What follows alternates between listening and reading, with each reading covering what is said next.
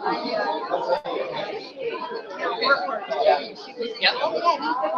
It's, come here. It's saying the stream was deleted on Facebook.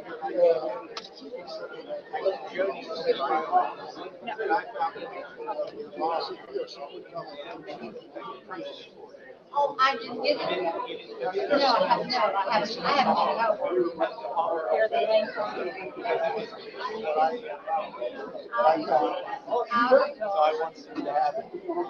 Hey, John, how are you? Hi. On the picture? I can't even remember what the picture was. I know.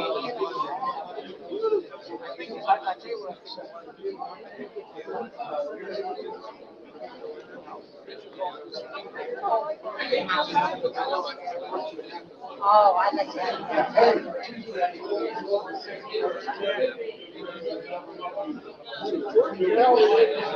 Find it on YouTube and share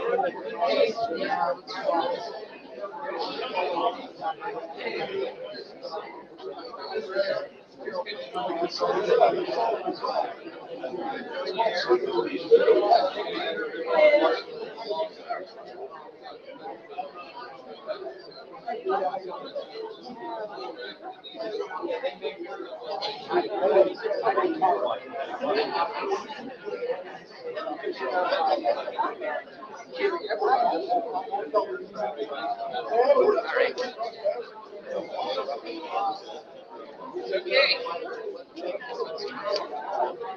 All right. Good evening. Okay, let's try that one more time. Good evening. Good evening. That was excellent. All right, thank you all for coming out tonight. Welcome to the third program in the Great Stone Viaduct Winter Lecture Series.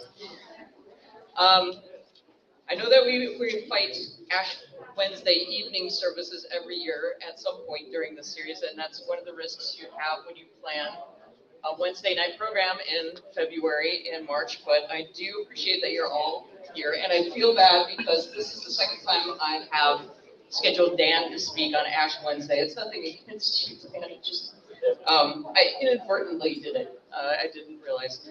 But again, apologies to Dan, but thank you all for working around your own Lenten calendars to be here with us tonight. I will keep my library plugs short tonight so you don't all turn back into dust while I tell you about the myriad benefits there are about using libraries. So as always, for those of you who do have a library card with us, thank you for that, and I encourage you to use it frequently. It's the best way, one of the best ways you can support your local libraries. And for those of you who don't have a library card, you can come and see me after the program. It's very easy to get set up, and it doesn't cost you anything. We do have a lot of great programming for children and teens. Please check out our brochures on the back table before you leave.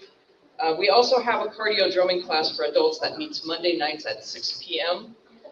It's a little bit of aerobics, it's a little bit of dance, it's a little bit of band class, and it's all fun.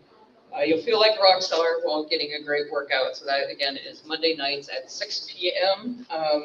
So we do have, the library has, there was one at the entrance there. They have kits for beginners who just want to try it out. So try that out next Monday if you're interested. And then, of course, every Wednesday night at 6 p.m. in February and March, we present what our wonderful Winter Lecture Series programs, like tonight's program, that you're all here to listen tonight. Not to me, so I'll try to make it short. But we, of course, do this in partnership with the Great Stone Viaduct Society, and here to tell you more about that tonight is the committee chair for the Winter Lecture Series, Erica Keller. Thank you so much. It's so nice to see so many returning faces and so many new faces this evening. Thank you all for coming out. And again, sorry, I forgot about Lent and I made all sugar. Next week I'll have cheese, I promise. we'll work that out. We're so glad you all could come. And if any of you are new, we are in conjunction with the library, the Great Stone Viaduct Society, and we help, and I think is our 12th, 14th, oh my gosh. That makes me, no, we're not going to do that. This is our 14th year of the Winter Lecture Series, and our main goal with the Winter Lecture Series is to bring education and free to everyone and learn so many new things, not only about our local history, but just history in general. And with this organization, we're definitely trying to bring history and preserve history, as we've done with several of our projects in the area with the viaduct. And so if you would be interested, we are always looking for members. And we're currently running our membership drive. If anyone would like to join the Great Stone Viaduct, we have membership forms on the back table. There are different levels of membership you can join. If you join at the $50 membership level, it comes with a free calendar of Dan's pictures that he has donated to the library, and we are doing a series of those calendars. So this will be the first installment, and then we'll have those in the years to come. But the membership also comes with some membership benefits. We're taking 2 trips this year. We're going to be taking a trip to the Age of Steam Roundhouse and also to Pigeon Forge, excuse me. Harper's Ferry, sorry. And at the Age of Steam Roundhouse, we hope, or maybe if our caboose is still there, that we can get a view of it. We purchased a caboose and for $1 about a year or so ago. And if you haven't had a chance, the model that was made by one of our members, Kara, is in the back, and that's what our caboose will look like. That's a replica. It's currently at the Age of Steam Roundhouse being restored, and that will be, after it is restored, it will be at the pipe yard near the viaduct. So we'll have that on display when it's finished. So if you're interested in trips, if you'd like to join, we would love to have you, and we can give you any information you'd like on the back table. And really quickly, just a few last points. They asked that if anyone did not receive a blue door prize ticket, if you could see us in the back, we do raffle off something every lecture series. And so the door prize is just a free ticket, and we pull a door prize. We do have also a basket in the back for a raffle. We have a raffle every week as well. So if you didn't get tickets, we still have those if you're interested. And also, so many new faces and so many returning faces. We just want to give you a quick update on what we're having next week. Our program for next Wednesday will be Gwen Stewart. She's an assistant professor of community development at Ohio State University. She is at the Noble County Extension and will present Belmont County Coal, a case study, how coal shaped Belmont County's economy, workforce, and community planning efforts over the years.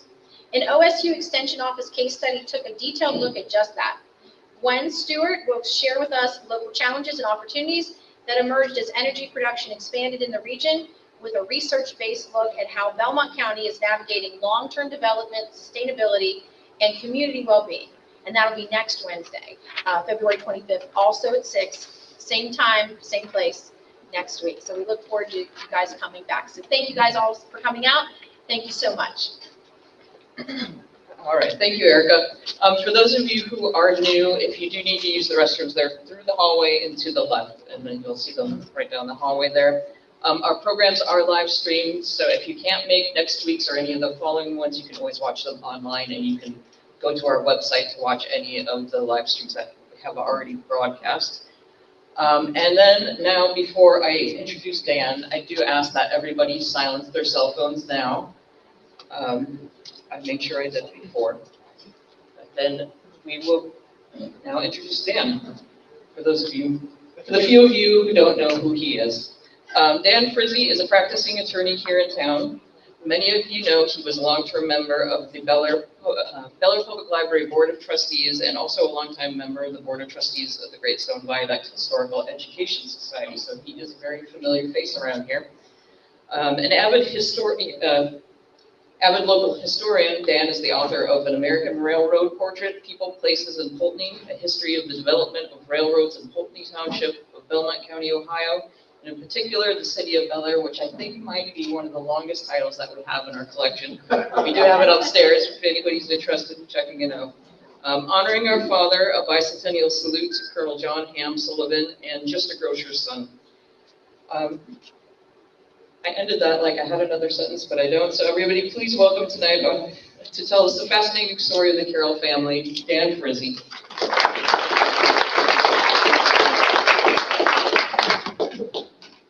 Thank you all. Where's Jeff? Can you hear me, Jeff? Very well. Everybody here well? Okay, good. This presentation would not have been possible without photographs being held within the family and maintained over 100 years. The photographs that you're going to see tonight come from the Carroll family. The Carroll family was a prominent family in Bellaire, Ohio, and this presentation will give you a glimpse of the family. I can tell you that there are two sisters that are largely responsible for this presentation because they maintained the photographs in photographic albums when they were just teenagers and then into their 20s. This is Anna Carroll. This is her sister, Florence Josephine. She was called Josephine by most of her friends. In fact, her obituary says Josephine. But these two sisters are the reason why we have these photographs. They were preserved by the family, and the family, after their passing, the family continued to hold those. These photographs came into the possession of my mother prior to her death, due to the fact that she was a Robinson, and part of this family is related to, or married into the Robinson family. But the title is Growing Up in a Small Town America in the Gilded Age and the Progressive Era. Now, when we talk about the Gilded Age, what is the Gilded Age? The Gilded Age was known because of it was rampant industrialization throughout America. Industrialization, railroads, the Vanderbilts, steel, the Carnegies, okay? All of these people who were later, toward the Progressive Era were called robber barons. They amassed great amounts of wealth during the last half of the 19th century. And they had many homes. How many people have been to the Biltmore? Opulent homes that these families were able to build and to use as summer homes, simply because they had amassed so much money that they were able. Now, we don't have anybody here in Bellaire during this same period that amassed that kind of wealth. But we do have families, and the Carroll family and the Robinson family were families that were the wealthy families of Bellaire during the last half of the 19th century and into the 20th century. Steel. Now, although we didn't have an Andrew Carnegie here, we had a steel mill. That was the Carnegie Mill that was in the gravel or below the gravel hill section of Bellaire. We had railroads. We didn't have Commodore Vanderbilt here in Bellaire, but we had railroads that provided transportation. You could get on a train here in Bellaire in the last half of the 19th century, and you could go to New York, you could go to Washington, D.C., to Baltimore, to the east. You could go to St. Louis, Chicago, to the west. So Bellaire became an important railroad center. And these are just some photographs that I have of this is, of course, the viaduct. This is a train headed westbound. This is a train coming eastbound on the viaduct. This is one of the photos of the last narrow gauge that was sitting at the Pennsylvania station in 1931 when it eventually folded. Glass manufacturing. We had a large glass manufacturing operation here in Bellaire with so many glass houses that by the mid-1880s, Bellaire had been actually called by the newspapers of Wheeling the glass city. Bellaire was a glass city before Toledo became a glass city. This is the Bellaire that the Carroll family would have known in the 1850s, 60s, 70s, and 80s. This is the Bellaire that that these young girls would have grown up in at that time. The town was filled with spoke factories, steam engines, and the coal furnaces of the many homes. And here a city would be built. Now, this is a map of 1855 of downtown Bellaire. Here is, let me go back. Here is Belmont Street, right here, okay? You see this in 1855, there are no buildings on Belmont Street. The only building that you find is on lot number 10 in block 14 of the city of Bellaire, right here. And that's the property that we're going to talk about tonight, because it's one of the oldest occupied lots in Bellaire. Here you see a deed. You see a deed where the Carroll family bought lots 9 and 10. They actually bought both of these lots. And they bought this in 1856. So since 1856, up until the property was transferred to the Regas family, this property was under the control of the Carroll family. Thomas Carroll bought this property, and he had a wife and he had 8 children, and they acquired title to this property and began operating businesses there. This is the last will of Thomas Carroll. You can see here that he left all of his estate to his wife, and if what she had was not sufficient, they could dip into the residue.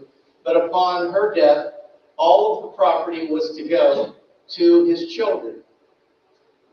His children were Sarah Jane Carroll, George W.C. Somebody asked me if George Carroll was from St. Clairsville, is a relative, could very well be. Anna Elizabeth, William Simpson, Mary Ellen, Josephine Virginia, Emma Amelia, and Phoebe Arthello. Can't read that. Arthello. Okay, and his will was signed in 1862. So when he died about 1868, this property remained in his family, and it was in the possession and title of his wife and 8 children. The 4th son, William Simpson Carroll, is here. This is William Simpson Carroll, the 4th child, and he would be the child that would actually actively develop businesses here in Bellaire. Now, this is a larger photo of William Carroll. He was known as Billy. That's how he was called, Billy. He wasn't called William Simpson. He was basically called Billy. This is a letter that I found in the papers of the family that was dated in April of 1874, where he was writing to his wife, Lizzie McLaren from Bridgeport. We know any McLarens? Anybody know McLarens? Well, Lizzie was his wife, and he wrote to her while he was attending the Iron City Commercial College at the corner of Penn Avenue and 6th Street in Pittsburgh, Pennsylvania. He was getting business training before he came back to Bellaire. This is a picture of Lizzie McLaren here and Billy Carroll. This photo was taken in latter part of their years. They're holding what is most likely a grandson, which would be of their son Thomas. They had 3 children. Now, Thomas W. Carroll was a son. He was a son. He was born in 1880, and he attended Lindsley Institute or Lindsley School. I'm not sure what the correct name is today, but it was Lindsley. And this, for some reason, there weren't any good photographs of him in any of the photographic collections, so I can't give you a real good photo, but I did call Lindsley, and they were able to find this battalion photograph in 1897, and they told me that this young man right here is Thomas W. Carroll. He graduated the next year from Lindsley, and then he came back to Bellaire and he worked with his father in the grocery business. This is another photograph blown up just a bit. This is supposed to be Thomas here. The Bellaire Independent in 1898 said it said that the commencement exercises of Lindsley will occur Thursday at the State Fairgrounds in Wheeling. There are 10 graduates, one of whom is Thomas Carroll, a Bellaire boy. Now, after he came back and began to work in the grocery business with his father, Billy, he became prominent in the Retail Grocers Association that was here in Bellaire. You know, you have to remember that back 100 years ago, there were many, many local neighborhood grocery stores. The grocery store of the Carroll family was particularly important because it was right in the center of the town. And so they called it the Carroll Center Market. Now this is a picture of Anna Carroll. Anna Carroll. And Anna graduated from Bellaire High School in a class of 8 in 1904. She was born, I believe, in 1886. This is a photograph of Anna at 16 years of age. It's not as clear. I've done my best to try to get it as clear as I could, but this is Anna. And this is a picture of her graduation. Her tombstone says Anna Elinor, E-L-I-N-O-R. But it also was, I found it also as Elnor Carroll. This is her younger sister, the third child of Billy Carroll. And she graduated in the class of 1908 from Bellaire High School. At this time, there were 17. And anybody know any of these other folks that are named there? Anita Mason. You'll see these names again because they were friends of both of the Carroll girls, and on their summer activities, you'll often see that they were all together. I know the Greenlee families and the Cowan families are 214. Dorr, I know Dorr, Callan. So there were a lot of people that have local, graduated with her who are local folks that still have folks living here. This particular photograph was in the photograph album, and it's We Too. Was, I presume, Anna who wrote that in the bottom below the photograph that appears. Her and her sister, that's Anna. Anna is one of these two, and Josephine is the other. Hard to tell from the rear. Now,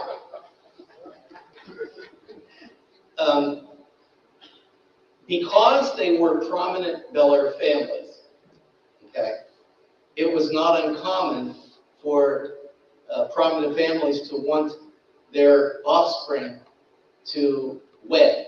In other words, they wanted them to be, they were well-bred, and they wanted them to be with a like partner. You know, that was also part of an important family. Well, this is a picture. I keep hitting the wrong button. Oh, God. This is a picture of my great-great-grandfather, George Oxley Robinson. He was a brickmaker. He dealt in ice, and he dealt in real estate. He was friends with Billy Carroll. And here you see a photograph of Billy and George together. Now, these paternal friendships at an early age ranged for a daughter, Florence Carroll, to wed George Thompson Robinson. So these two folks were wed at about 1915. Now this is Billy. And he says that this Ford and I have traveled 90,000 miles and it's still going strong. We're talking about a period of time when, wealth, prominence was often based upon the kind of transportation that you had. Before this, it was carriages, horse and carriages. And I know reading an article in a newspaper, it was a big deal when somebody came to town and was offering carriages to the more prominent members of the community. And it mentioned in that George Oxley Robinson had purchased one of these carriages. And the story in my family, this is my great-great-grandfather. My great-grandfather was the oldest son of George Oxley Robinson. And the story goes that his father told him that he was not to have anybody riding in the carriage. And in particular, my great-grandmother. And guess who the first person was that got a ride in that carriage? It was my great-grandmother.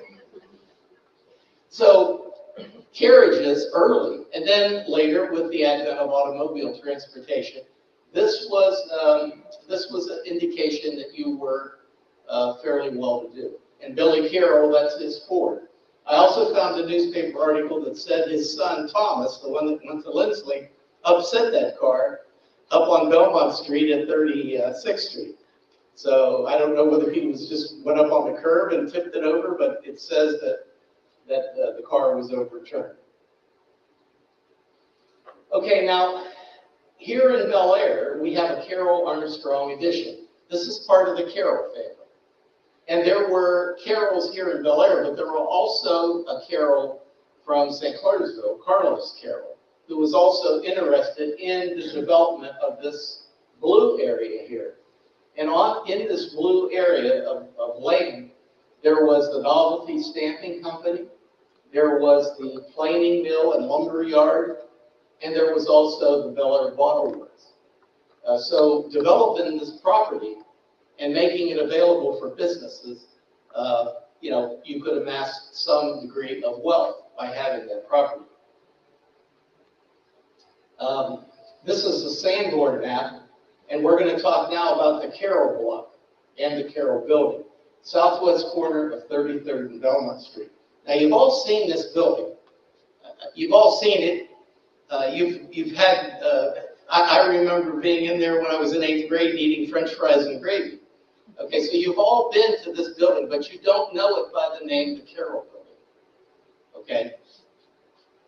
The Carroll building is this building right here.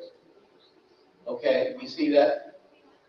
The first time I was in that building, it was Rega's Restaurant back in 8th grade.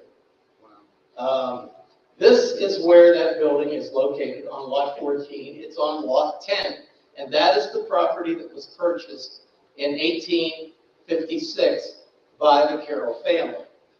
Now, that's not the original building that you saw on the Sanborn map, or on the map of the city of Bellaire. That was probably more of a frame building, a less substantial property that was basically torn down, and then this building was built. But here's the history that you need to look at. This is the Sanborn map in 1884. Here you see lot 10, right here, and you see a store for books. You see watch repair, and here you see just a hodgepodge of smaller structures that are not really, as substantial as the properties that were on Belmont Street. Then you go to 1895, or let's see, you go to 1890. Okay, now you see the same store building here, and you see it's more defined. It looks like it's a little bit larger, and you see a grocery store over here. Then you go to 1895, and you have a two-story grocery and a cobbler. Here's the cobbler, here's the grocery store, and here are the retail shops that are on Belmont Street. But there's one thing that you have to look at, and this is the number of stories on these buildings. This was 1.5 stories, this was 2 stories, this was 2 stories, 2 stories. So this was a 2-story building in 1895, all the way up until you go to 1900, and it's still 2-story building. But look what's happened in 1908. In 1908, you now see this has become a 3-story building, and it's incorporated the building that was on the front on Belmont Street, and also the 2-story building. You see a 2-story building here that's on the back part of the lot. Actually, 2 separate buildings, and we'll see that in just a minute. This is the Carroll building at the corner of 33rd and Belmont Street. Okay, now you see here the original 2 stories. You see the original 2 stories. This is actually a different brick building that's on the back part of the lot. And then you see this 3rd story that got added. And there's a story behind that. This is about 1910. Look here. The Atlantic Tea Company was in 1/2 of the lot. Over here is a watch repair. Okay. Back here is where Allison, this is where the grocery store was, back here. And on the corner of the alley, that's where the butcher shop would be. Now, the Carroll building has been home to many, many businesses. I'm sure there's some that I've missed, but we're talking about the Carroll Center Market and the butcher shop, the Atlantic Tea Company, Regus Restaurant, Secura, Japanese American restaurant that we missed terribly, Alice, Severine's Jewelry, McKelvey's Jewelry and Watches, jewelry repair shops, other groceries and meat markets, beauty shops, retail clothing and shoe stores, cobblers, and numerous other retail establishments. But the big thing that you need to understand is that this 3rd floor was not there during the period of time that many of those businesses were occupying the 2 first floors. So what happened? What happened was, in 1902, the Bellaire Elks Lodge formed, and Bellaire at that time, the real estate was, was well sought after, and it was cheaper for the Elks Lodge to actually add a 3rd story on this existing building. And that's what they did. This is the Elks Lodge that we know today that sits on Belmont Street. That's the 2nd Elks Lodge. But the 1st Elks Lodge was actually here, and this room still exists today after 123 years. And it's actually I was surprised, it was in remarkably good condition. This is it's all plaster. There's a dome over the top of the room. The hardwood floors are in very good condition. And you see the windows have the dormers. If you go back to the photographs, you see the dormers, okay, across the top of the 3rd floor. This is what is there today. Alice allowed me to go upstairs and take photographs. I was in that building. I'm 73. I was probably 12 years old. So we're talking about 60 years ago. My father was a Mason, and he was in a lodge that was called the Italian Masons. And my mother dropped me off at the 33rd Street and said, go upstairs and tell your dad that we're down here so he can come down and ride home with us. So I went up those steps of the end of the building all the way up, and I walked through I walked through the hallway and the wall of the rooms that were there, okay, before you got to this room. And there I saw my dad standing right here on this floor, talking with other men. And that was 60 years ago, but I still remember that.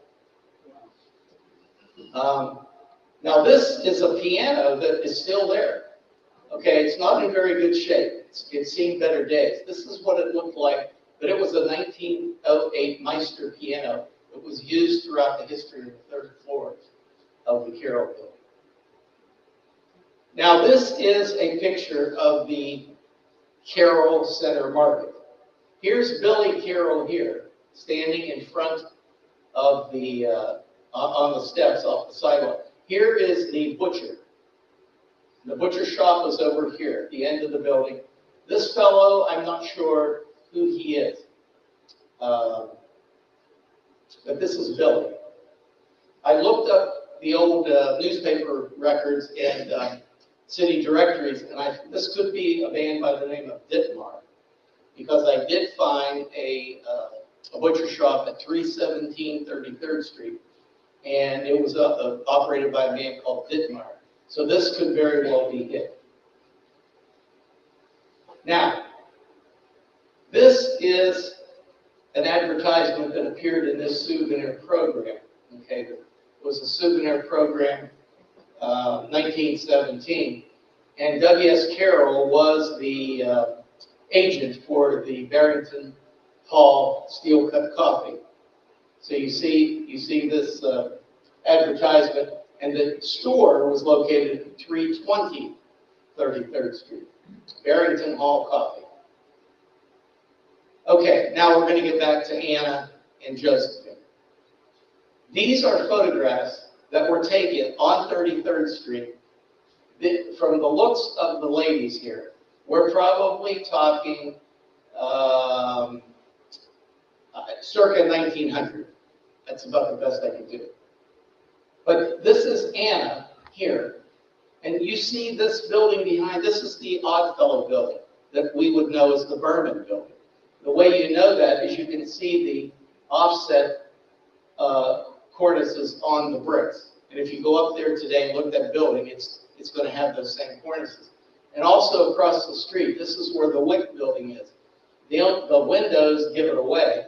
The only thing that's really changed is we don't have this peak on the parapet on top of the building. But these windows are still there today. This is Anna. These are two young ladies who I don't know. I feel like I've gotten to know these young ladies going through these photographs. This one here always has a smile on her face. She's very photogenic. She's always got a smile. And here you see her here, and you see Josephine here, and you see Anna over here. These photographs were taken on 33rd Street. Here's a photograph from the upstairs apartment over top of the grocery store, because that's where the Carroll family lived. They lived over the grocery store. And this would be a photograph taken from the window of that apartment.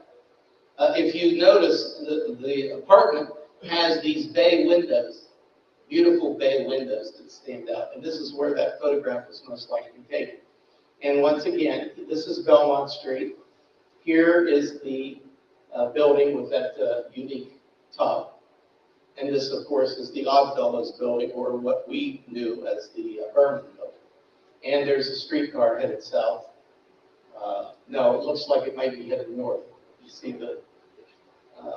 the Presbyterian Church is where the Carrolls worshiped, and it was just down the street from the Carroll building on Belmont Street. This is the butcher shop. Picture of the butcher shop. Butcher behind, you see the cleaver, you see the scales, you see the cash register.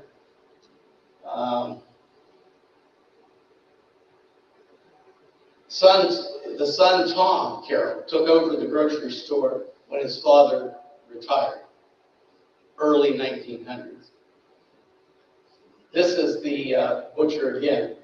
And notice this, there are windows that lead from that butcher shop into the grocery store. You see these windows here? I don't know, I don't know if that's like a window, a service window for people that were in the grocery store and wanted to purchase meat. Can't tell you, but then obviously there are windows there.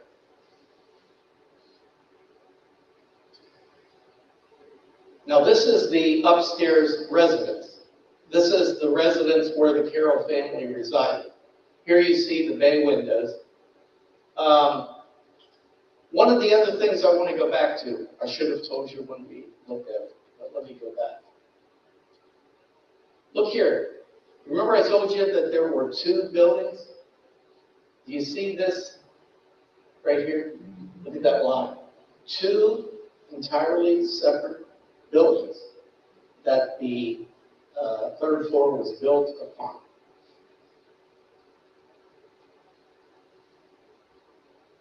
Now, Anna, the rest of these photographs are going to be photographs of Anna and her sister, Miss Anna Carroll and her sister Josephine, in the style of the day. They're not in this photograph, but I wanted you to see what the dress was like during that period of time. You see these bows? See this bow? These were called during that period of time bow knots. I'm not sure what you would call them today, but these are bow knots. And it was a fashion, a style. You could wear a bow knot at your collar. You could wear a bow knot at the bosom. I've even seen some where the bow knot was at the just above the hips in the back. This was just a style of the day. And that bow knot is important because Anna was a member of the Bow Knot Club. During the Gilded Age, there was a club movement. A club movement, meaning that social society, high society, gathered in groups. And so these young ladies became members of clubs that were here in Bellaire. These social groups, were the Bow Knots, the Jolly Boys, the Forget-Me-Nots, the Country Club, the Variety Club, which Josephine would join, the Cotillion Club. These are just a few which brought people together, young people together, for activities. In 1895, little Anna Carroll entertained a number of her friends at the home of her father, W.S. Carroll, Monday evening. That would have been up there where the bay windows are. The Bow Knot Girls Club. Now, you see here Anna Carroll is a member of the Bow Knot Club. Vera Clements. Do we know who Vera Clements is? Jim Cochran's grandmother is Vera Clements. Jim? We have Beulah Smith, Ray Spornick, and they were delightfully entertained by Miss Beulah Smith at her home on Union Street. This was in 1903. This is a gathering of the Bow Knots of the Jolly Boys. They went on a hayride. They went on a hayride up the hill on Route 40. Then they came back to Bridgeport, and they dined at a Mrs. Costa's restaurant. Cost is a very familiar name in Bridgeport. And they were chaperoned by Mrs. Clements. This photograph here, this is Florence, or Josephine, as she was preferred to be called. Anna is not in this photograph, so I think many of these photographs were taken by Anna. What did they do? What did these clubs do? They did taffy pulls, hay rides, hops, baking, music, parties for the holidays. These are all the kinds of common events. And these clubs were not open to just anyone. You had to be invited to be a member of the club. And in 1900, the Bow Knot Club was celebrating their anniversary of 1 year in existence. This is Union Street. This is Union Street in Bellaire. Here's the Globe Hotel up here. You see the Globe Hotel up here. Now, dancing was big, and so a lot of the times they would go to dances that were arranged. Turner Hall was a large dance hall on South Belmont Street below the Stone Viaduct. It would have been in the vicinity of where Goula's Lunch is today. Okay? And here is a grand social ball, Turner Hall, Friday evening, April 18, 1879. Okay? You'll see other invitations that were part of the papers of the Carroll family, indicating other places where their parents had been invited. The quadrille, the Chat d'Aché, and the Versubien. Never heard of those dances. Anybody heard or know how to dance those? Okay, we have one person that does. Okay, which one? The Chat d'Aché? Okay, well, those were, you can go online if you'd like, and you can actually type that in on YouTube, and you'll be able to see people that actually know how to dance those dances. Very, very much different than what we're used to seeing today. Okay, now Anna Carroll went to Ohio University. She first went to Worcester, then she went to Ohio University. This is a photograph that's very, very historic. Who knows what happened in 1914 when America invaded Veracruz, Mexico? Okay, you remember the invasion of Veracruz? Who did that? President Woodrow Wilson. Who was the president of Mexico? I think it was Victor Huerta, okay? And I blew up these signs, and this is a protest in Athens, Ohio in 1914, which Anna was present for. The sign says, "Viva la Huerta, damn no Wilsonio." So obviously this was a protest, on the invasion of Veracruz, Mexico. This is Anna when she graduated from Ohio University. And here is Anna. You see Anna right here. She's the second one from the left, holding an Ohio University banner. Now this is that same protest march coming up on East Union Street. East Union Street. Now, do you see that building? I wanted to know where that was. I didn't know at the time from the photograph that it was Union Street. So I went to Athens, and there's the building. It's still there. Today it's the Trizzolini Gallery on the campus of Ohio University. This was in 2022 I took that photograph. These are some cards that were sent to Anna. This is a card that was sent to her from Mexico, probably by her father, who also traveled. And this is the part that I found funny. It says, "I am not home. If you need any money, please try and wait until I get back." So things haven't changed as far as your kids wanting money and putting it away at school. This is a photo of the education school at Columbia University, Whittier Hall. And this is where Anna was invited to be on the committee for the Graduate Supper Club. And I found that in her papers as well. Okay, now Josephine Carroll. Let's switch gears here to Josephine Carroll. Josephine Carroll, her younger sister, okay, did not become a member of the Bow Knot Club. Her sister became a member of the Variety Club. Okay, and she entertained. But when she entertained at the Carroll Country Home on Rock Hill. Okay, the Carroll Country Home on Rock Hill. And today, that Carroll Country Home was a part of the old Kaiser farm that her father, W.S. Carroll, had purchased along with one of the young Robinson children. This is the log cabin which they used as the country home.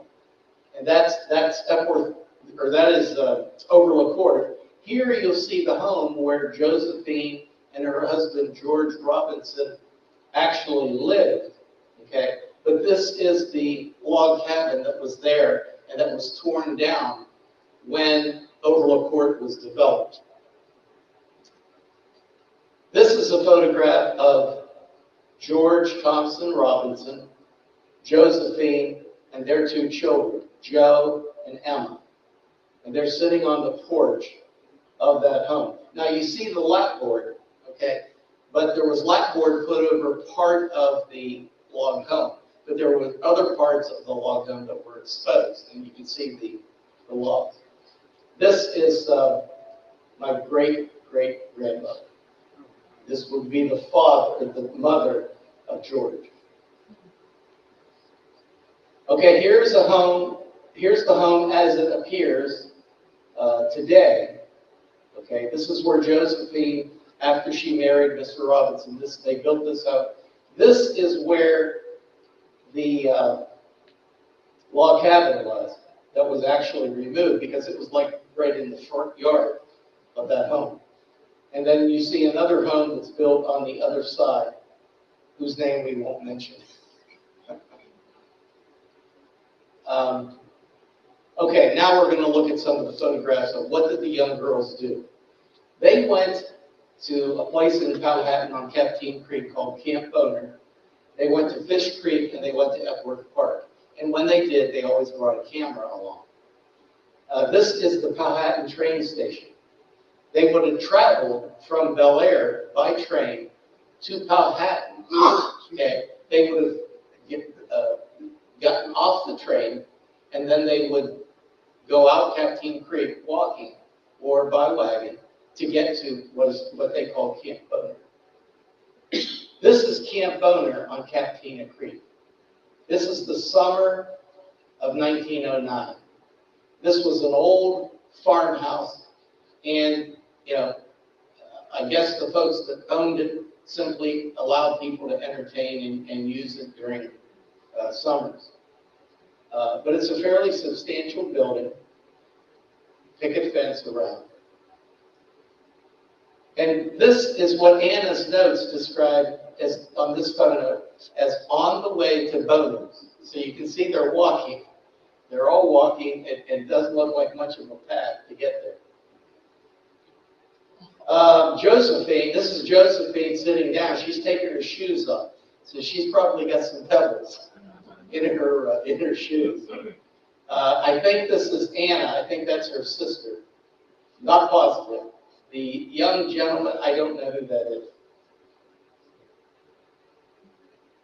Now, these are the folks that went. According to the notes in the album, it says Mrs. Stewart, Ward, and Ella. Ella was the small child. Vera Clements, that's Jim Cochran's grandmother. Margaret Mason, Blanche Howard, Mary Norton, Dudley Woodbridge. I got to tell you something about Dudley. When I saw this, I thought, what's going on with Dudley? It said Miss Dudley Woodbridge. Well, I went online, did a little research, and I found out that Dudley, back in the last half of the 19th century, was a name that could very easily be used by a young lady as well as it could be used by a young man. So that's Dudley Woodbridge is a miss, okay, and that's why she's on this trip with the girls. And down here, Anna. These are the ones that attended the camp, according to the notes. Anna's notes say simply, with this photo, the boys. So the boys followed. The girls left, but the boys followed. I don't know who any of the boys are. One of these could possibly have been their brother. I don't know. Okay, now this is drawing water at the well. And here you see Mrs. Stewart and Stewart Ward and Ella. Stewart Ward, okay? Stewart and Ward. Anybody know where Stewart and Ward was? Okay, down by the 28th Street, I believe it was. Wholesale grocery house. They made flour.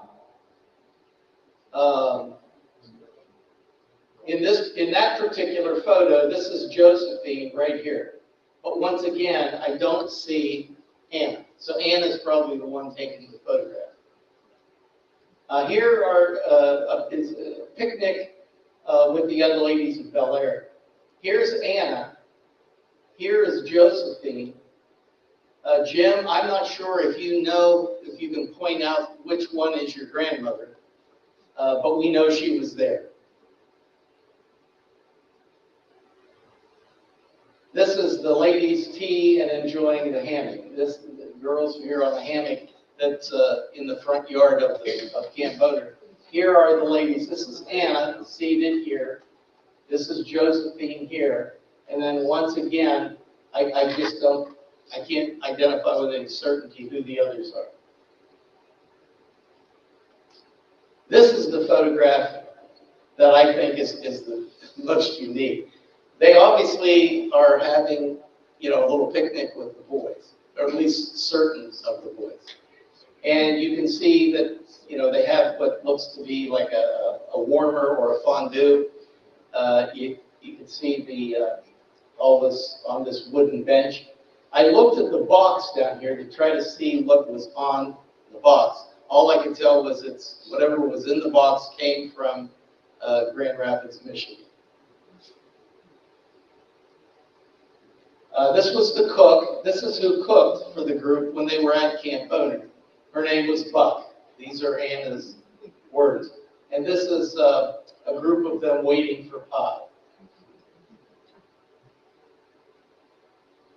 This is, I believe that's Josephine, and this could be Anna, but I'm just not sure. Ladies and gents, relax. And what it says in the album, "Oh, perfect rest." Oh, perfect rest. They fished, they went fishing, they went riding, and they went wading in Captina Creek. This is Josephine right here. But once again, I don't believe that Anna is in this photo. She was older, okay, so she was probably in charge of the camera photograph. Rainy day suits. This was a rainy day, so everybody had their straw hats on and their waterproof gear. This is a photograph where they were sitting along a fence somewhere by a cornfield out on Captina Creek. And it says, "Oh, perfect," or "Oh, what fun." And here they are actually taking a swim in Captina Creek. Certainly not the kind of bathing suits that we're used to today. Okay, now this is in the album, okay, and these are two photographs. One either arriving in Powhatan at the train station and one leaving, because you can see the photographs are all different. The luggage is all arranged different. Old Camp Boner. And this was a poem, and I want to read this to you. Dedicated to Camp Boner, July 11, 1909. Why do we long to leave this camp? To wander away and probably tramp toward Powhatan and away from home, away from friends and all alone. The matter is small, so let's be gay at old Camp Boner while we stay. Our home, is made of brick. The grass is high and pretty thick. The trees are tall and very high. Camp Boner for me until I die. Dudley, Anna, Vera, and Blanche are no small matter. They run the ranch. Annie and Mary are second to these. Agnes and Josephine next, if you please. Margaret is there when help you need, from sewing a button to cooking the feed. Last but not least, our chaperone too, is kindest of all, exceeded by few. These are the words that were in the album that I found with these photographs. So they thought a lot of it. They also went to Epworth Park. They also went to Epworth Park on many occasions. This is a photograph, not from the album, but this is a photograph of the swimming hole or in the lake at Epworth Park. This would have been about the same time period, about 1900. Now these are photographs from the album. And Anna's notes say, use ruby foam. Okay, now I had no idea what ruby foam was, but you can see they're all brushing their teeth. See here, they're brushing their teeth. So I looked up rubifoam, and this is what rubifoam was. It was a tooth powder, and that's what you used back then in 1900s, early 1900s to clean your teeth. It was a powder. It was a powder, and you probably mixed it with water and then brushed your teeth. Now here is another interesting photo, the House of Mirth. Does anyone know what the House of Mirth means or what it is? I didn't know, so I had to look it up. The House of Mirth is a novel that was written during the Civil War, and it is a story about a young lady by the name of Lily Bart. And it talks about, I'm just going to read this to you. It says, the novel follows the life of Lily Bart, a young woman who must learn to navigate the social and economic pressures of her time to secure her place in society. Wharton, the author, delves into themes of social class, gender roles, and the corrupting influence of wealth and power.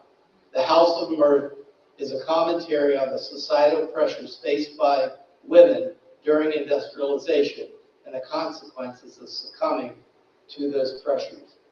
That's what the House of Mirth, the novel, is about.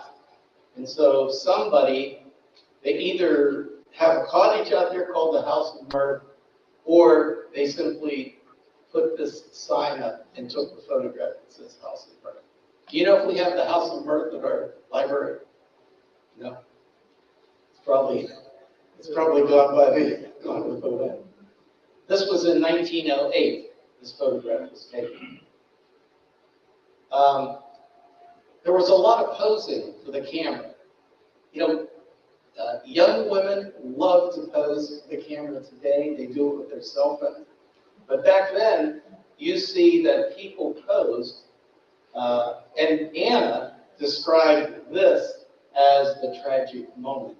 So, you know, perhaps they were reliving the novel, The House of Mirth, and they were taking scenes from that novel and recreating those and then taking photographs.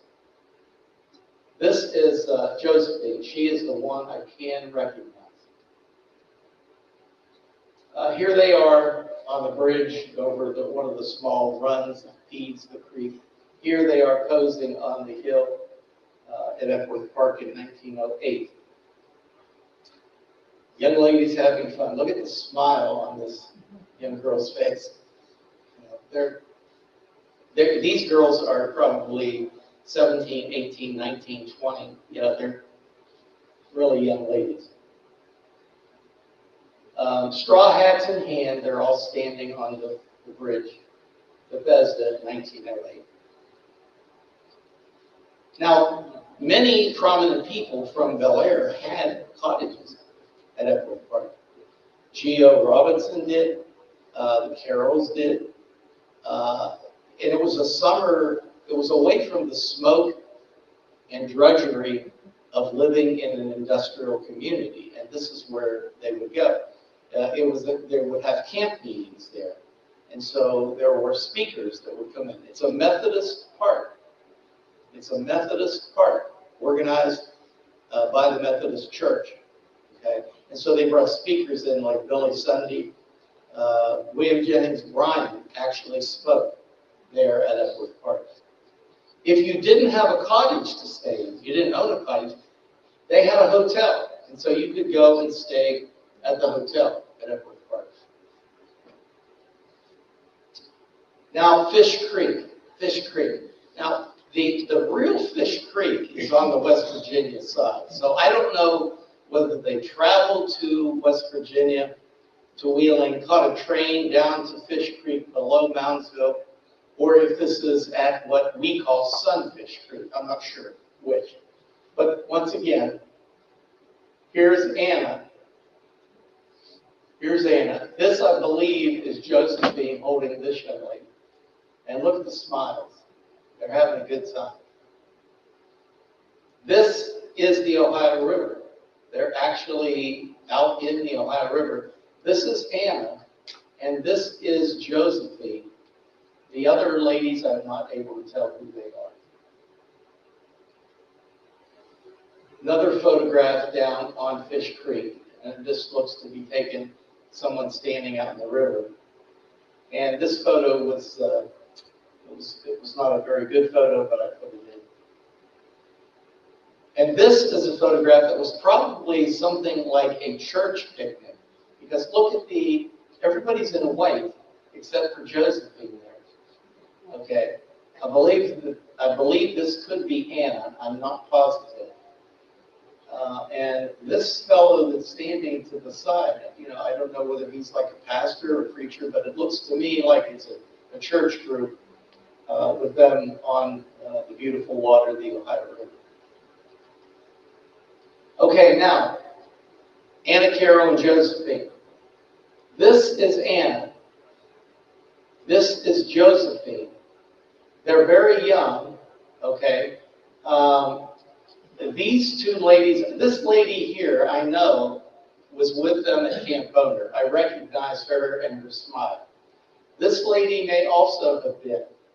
Jim, this wouldn't be your grandmother, would it? You're not sure.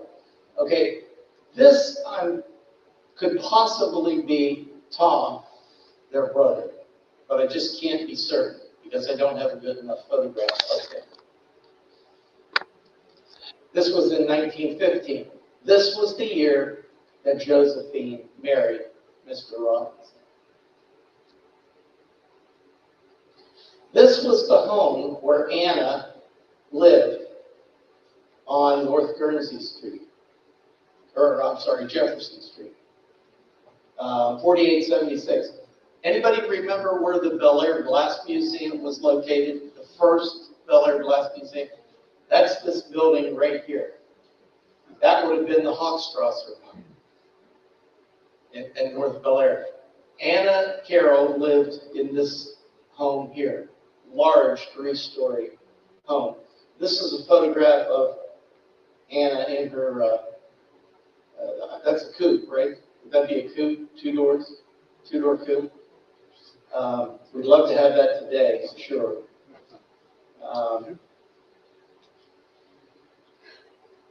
Now Anna, because she was, attended Worcester College, Ohio University, and Columbia University in New York, she embarked on a teaching career.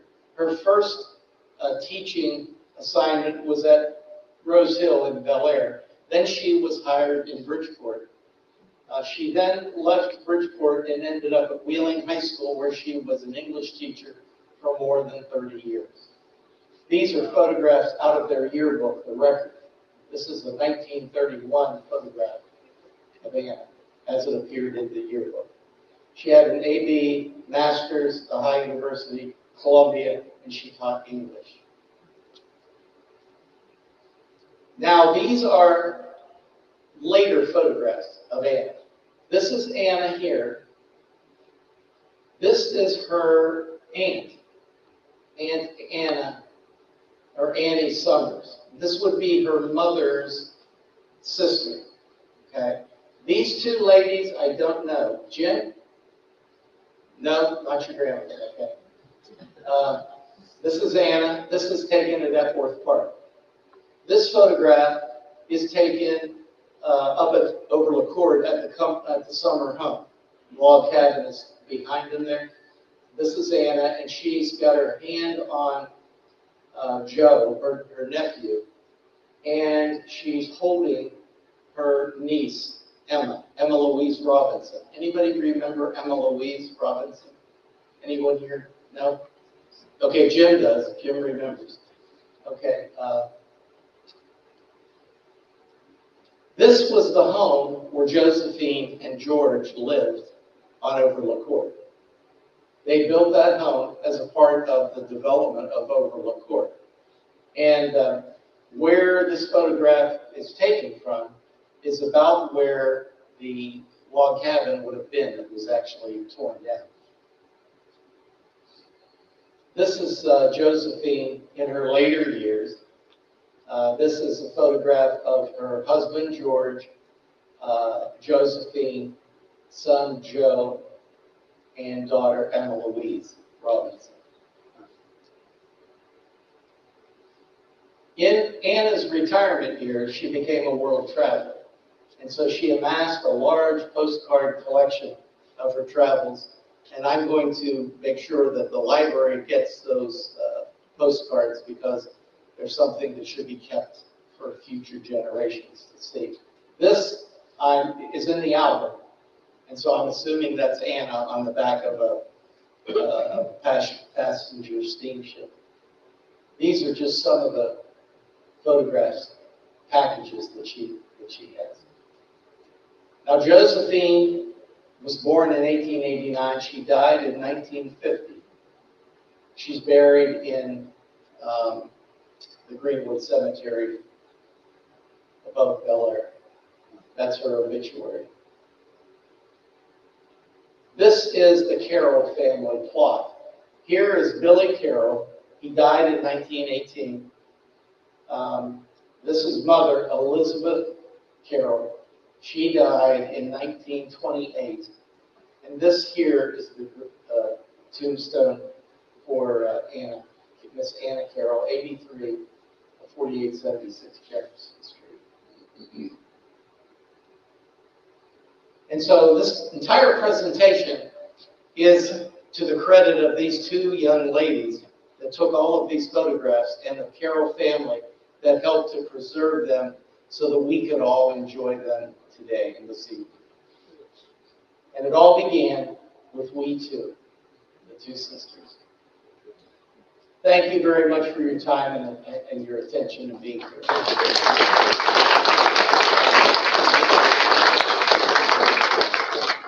If anyone has any questions, I'll take a few. Yes? What were the pastries they were eating? Looked like pizza, but it wasn't pizza. Big cookies. They were great. Yeah, they were Great big, probably like, you're talking about the photograph where the girls were all sitting there. That was probably cookies. And that was one of the activities, see, that the clubs did, was they got together, they baked, they engaged in that kind of activity. One of their friends was named Warnick. Could that have been Warnick, Ohio? I'm not sure. It could have been. I mean, I don't honestly know, John, but it certainly could have been. Yes. Did neither girl marry? Josephine married. Josephine married George Thompson Robinson, and they had the two children, the two little children that Anna was shown holding.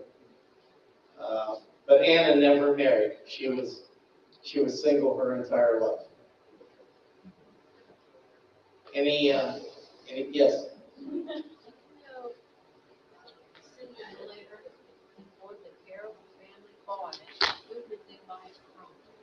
They bought it from a couple named Jefferson. That's who the deed said owned the property when they bought the property. They bought it from people called Jeffersons. Jefferson Street. No, I don't think that. I doubt that had anything to do with it. But the name of the let's see here.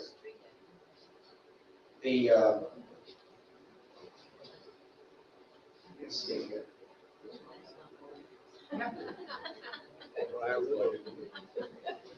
Let's see. I can't get that, but then the name on the deed.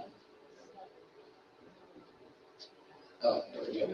The name on the deed, I'll come back to the deed for you, and we'll read it. Here it is. I'm going to jump in front here so I can see this.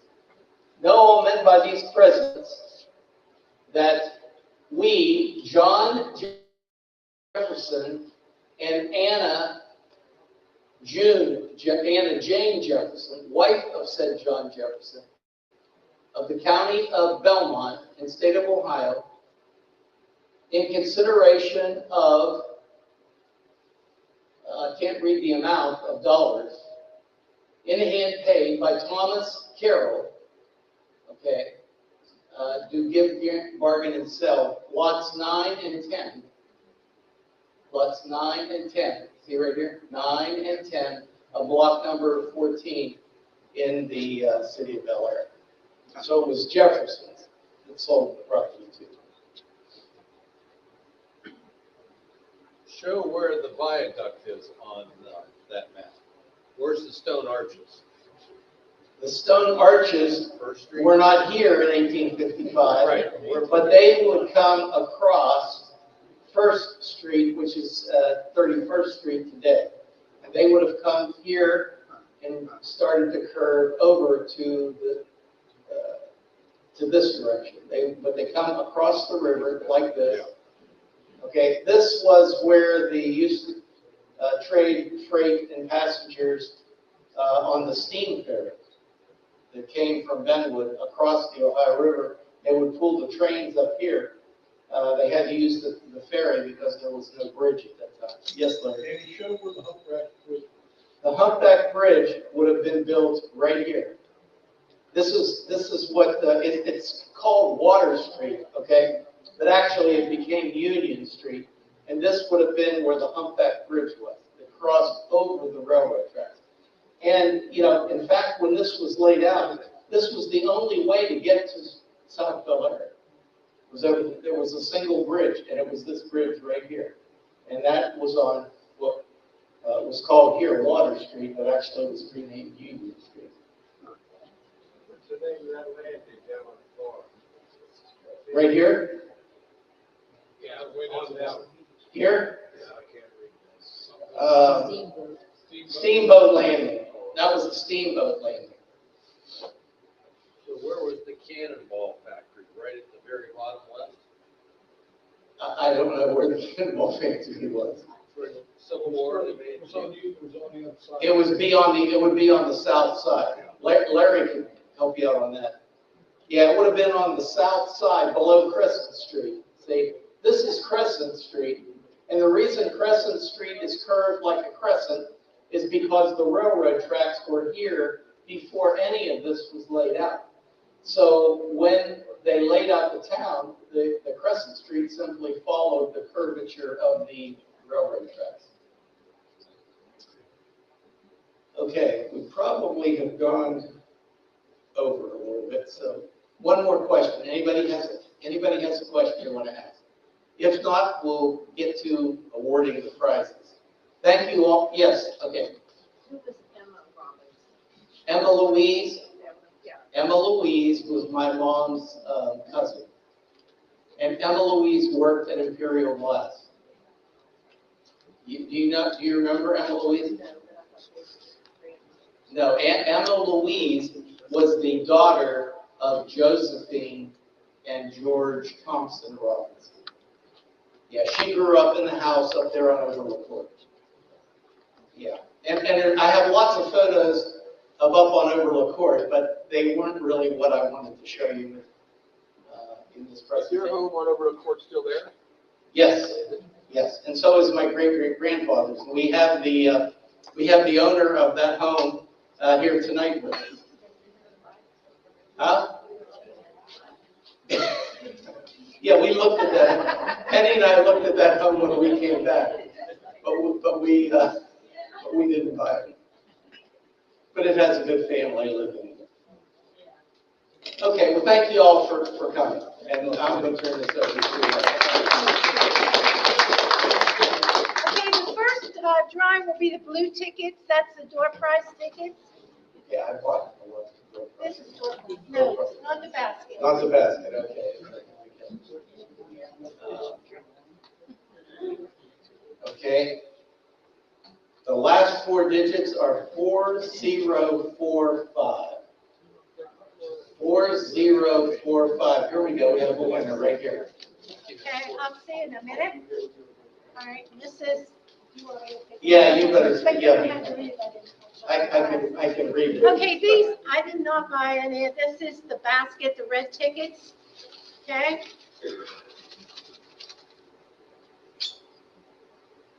Okay.